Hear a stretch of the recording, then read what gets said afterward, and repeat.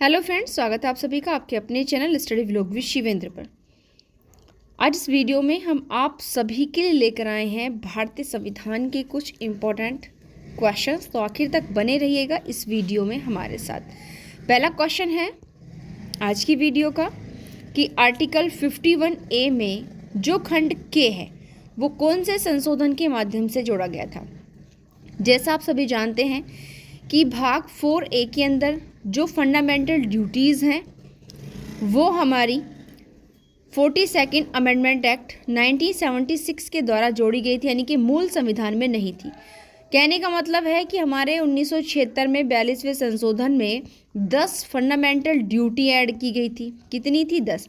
बस ये जो के वाली है, जो 11वीं ड्यूटी है, वो कब ऐड की गई थी? जिसमें शिक्षा से संबंधित बात की गई है कि जो अभिभावक होंगे, प्रतिपाल्य होंगे, उनकी ड्यूटी है कि अपने बच्चों के एजुकेशन से संबंधित चीज़ों का ध्यान रखें। तो ये 86वें संविधान संशोधन अधिनियम जो 2002 में हुआ था उसके द्वारा ऐड हुई थी, जिसके द्वारा ही हमारा जो 21A शिक्षा का अधिकार, जो मौलिक अधिकार है, उसको ऐड किया गया था। नेक्स्ट क्वेश्चन है, ये भी हमारे फंडामेंटल ड्यूटी से संबंधित है कि भारतीय नागरिकों के मौलिक कर्तव्यों के बारे में निम्नलिखित में से कौन सा स्टेटमेंट सही है। इन्होंने यहाँ पर पूछा है कि भारत के जो नागरिक हैं मौलिक कर्तव्यों के संबंध में आपको बात करनी है। तो पहला कह रहे हैं कि वे जो फंडामेंटल ड्यूटी है हमारी क्या कहती है कि भाई हमें जो सार्वजनिक संपत्ति उसकी सुरक्षा करनी चाहिए, ये भी ठीक है।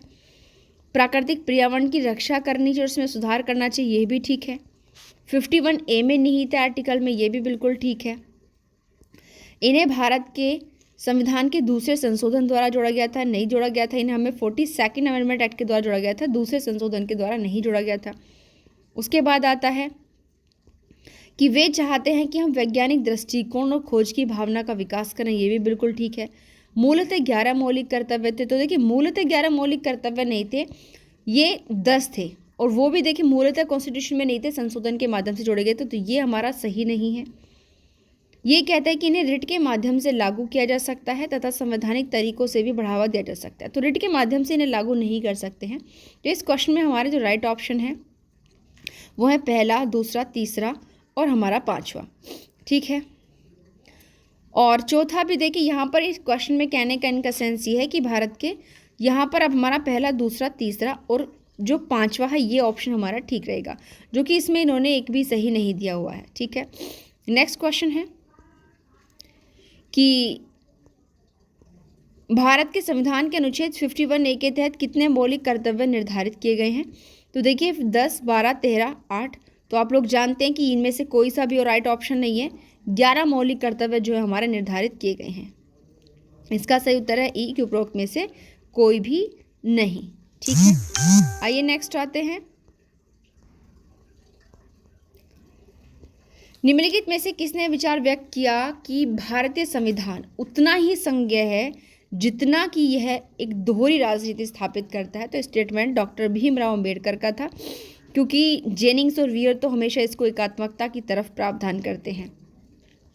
क्वेश्चन नंबर 5 है कि संसद कानून द्वारा किसी राज्य की सीमाओं में परिवर्तन कर सकती है बशर्ते कि इस प्रयोजन के लिए कोई विधेयक संसद के किसी भी सदन में तब तक पेश नहीं किया जाएगा। क्या चीज़ें देखिए इनको कंप्लीट करनी होगी। राज्य की सीमाओं में अगर परिवर्तन करना है तो किन शर्तों को पूरा करना होगा। देखिए, राष्ट्रपति की सिफारिश लेनी होगी। जब तक विधेयक को राष्ट्रपति द्वारा उस राज्य के विधानमंडल को उस पर अपने विचार व्यक्त करने के लिए नहीं भेजा जाता, जब तक विधेयक को राष्ट्रपति द्वारा उस राज्य के मंत्रिपरिषद को उस पर अपने विचार व्यक्त करने के लिए नहीं भेजा जाता, या फिर राष्ट्रपति की सिफारिश पर, और जब तक विधेयक को राष्ट्रपति उस राज्य के विधानमंडल को उस पर अपने विचार व्यक्त करने के लिए नहीं भेजता। तो ये वाला ऑप्शन यहाँ पर सही है, ध्यान रखिएगा, ये काम मुझको पहले करना पड़ेगा। ठीक है। आइए बात है अपने नेक्स्ट क्वेश्चन पर कि संविधान के निर्माताओं की सोच निम्नलिखित में से किसको प्रतिबिंबित करती है, यानी कि वो कौन सी चीज़ है जिससे हमें ये पता चल जाता है कि हाँ हमारे संविधान निर्माताओं ने ये चीज़ सोची होगी। उनकी सोच को कौन साकार कर रहा है, प्रस्तावना कर रही है, या फंडामेंटल राइट यानी कि मौलिक अधिकार करते हैं, या राज्य की नीति निर्देशक सिद्धांत करते हैं, मौलिक कर्तव्य करते हैं। तो सबसे पहले हम प्रेम्बल पढ़ते हैं, और प्रेम्बल ही उनकी सोच को जो है प्रतिबिंबित कर देती है कि उनका संविधान को बनाने का मेन पर्पस यह था। नेक्स्ट है क्वेश्चन हमारा कि अंततः संविधान पर जो संविधान सभा के सदस्य थे उन्होंने सिग्नेचर कब किए? 24 जनवरी 1950 को, 26 नवंबर 1949 को, 17 अक्टूबर 1949 को या फिर 10 दिसंबर 1948 को। तो इस पर सिग्नेचर किए गए थे, देखिए 24 जनवरी 1950 को अंतिम बार सिग्नेचर किए गए थे और अंतिम बैठक हुई थी हमारे संविधान सभा की। ठीक है, राइट ऑप्शन है ए। नेक्स्ट क्वेश्चन है कि भारतीय संविधान के आर्टिकल 309 के तहत भर्ती और सेवा की शर्तों को नियंत्रित करने वाली किसी अधिनियम या सेवा अधिनियम नियम के अभाव में, ठीक है, अगर मतलब कोई आर्टिकल 309 जो है कॉन्स्टिट्यूशन का, जिसमें जो हमारी ये लोक सेवा आयोग है इनके मेंबर्स की भर्ती वगैरह के बारे में अगर बात की जाती है, तो अगर मानो उनको कोई कंट्रोल करने वाली कोई रेगुलेशन नहीं है, किसी कोई नियम नहीं है ऐसा कि उन शर्तों को रेगुलेट कर सके, तो फिर कौन सी चीज़ को अपनाया जाएगा उस अभाव में? सिविल सेवकों की फिर भर्ती नहीं की जाएगी क्या? या फिर केवल संविदात्मक रोजगार और नियमित नियुक्ति भर्ती की जाएगी? या फिर संविधान के आर्टिकल 73 के तहत किए गए कार्यकारी आदेश के आधार पर भर्ती की जाएगी? या केवल भर्ती जो है वो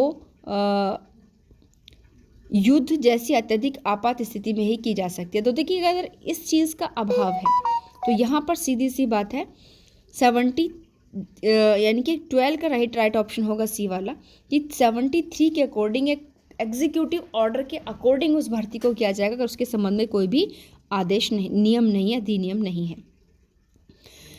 नेक्स्ट कह रहा है कि निम्नलिखित में से कौन सा स्टेटमेंट सही है? सही पूछ रहे हैं। संघ की कार्यकारिणी के पास भारत के संविधान के तहत किसी भी मामले में राज्यों को निर्देश जारी करने की कोई शक्ति नहीं है। दूसरा कह रहा है कि यदि संघ की कार्यकारिणी राज्य कार्यकारिणी को निर्देश जारी करती है और राज्य द्वारा उस पर अमल नहीं किया जाता तो संविधान के तहत कोई परिणाम निर्धारित नहीं किया गया। तीसरा कहना चाहता है कि आनंद सिद्धांत अनुच्छेद 311(2) के अधीन है। डी है कि अवशिष्ट शक्तियों का प्रयोग राज्यों द्वारा किया जा सकता है। तो देखिए, यहाँ पर इसमें सही आंसर केवल सी है, बाकी सारे के सारे ऑप्शन यहाँ पर गलत हैं, ध्यान रखिएगा। क्वेश्चन है नेक्स्ट कि संविधान के निम्नलिखित में से कौन से अनुच्छेद में संघ और राज्यों के लिए समान अखिल भारतीय सेवाओं का निर्माण है? तो आप लोग जानते हैं कि अखिल भारतीय सेवाएं 312 में है और 312 में हमारे राज्यसभा को पावर दी हुई है कि वो अगर चाहे तो और भी सर्विसेज को अखिल भारतीय सेवाओं के अंतर्गत शामिल कर सकती है। नेक्स्ट है क्वेश्चन, निम्नलिखित में से कौन सा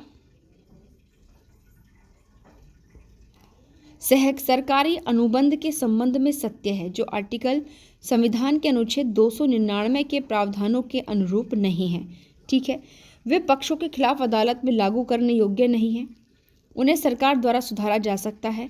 तो यहाँ पर देखिए, ये अनुरूप नहीं है की बात पूछें तो पक्षों के खिलाफ अदालत में लागू करने योग्य नहीं होते 299, क्योंकि वो गवर्नमेंट के अंडर में आने वाली सेवाएं होती हैं।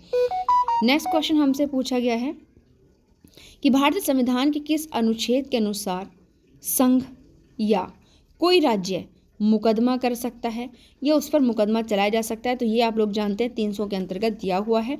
299 संविधाओं से संबंधित है और 300 जो है वो हमारा मुकदमे से संबंधित है।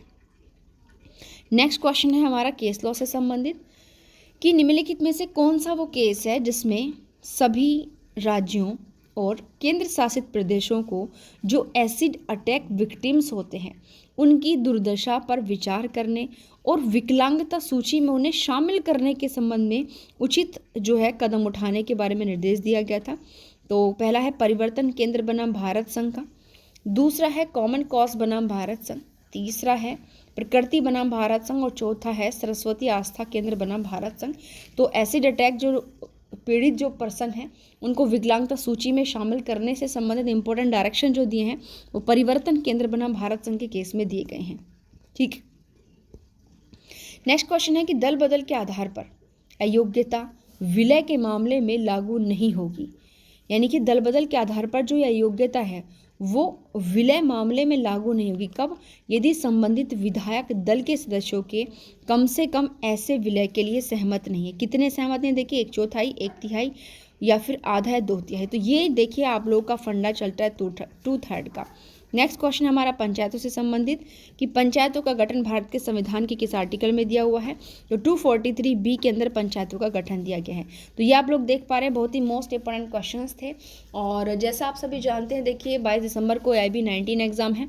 तो मैं इस वीडियो में एक चीज़ और आपको बता दूँ, इंडेक्स पर बहुत ज़्यादा फोकस करना है, केस लॉस पर फोकस करना है, और साथ ही साथ एक चीज़ और इम्पोर्टेंट है कि इंडियन कॉन्स्टिट्यूशन के अंदर देखिए 395 तो मेनली आर्टिकल वैसे हैं और बाकी आपके 501 के समथिंग यानी कि 106 जो है संशोधन हो चुके हैं। तो इसका मतलब जो है 501 हमारे मोस्टली अगर हम काउंटिंग के अकॉर्डिंग देखें तो 501 आर्टिकल हमारे कॉन्स्टिट्यूशन में हो चुके हैं। तो यहाँ पर देखिए सबसे ज़्यादा जो फोकस आपको करना है, फंडामेंटल राइट्स कहाँ से कहाँ तक दिए हुए ये तो आप लोग कर लेंगे, बट फंडामेंटल राइट से डायरेक्ट आपसे आर्टिकल नहीं पूछा जाएगा।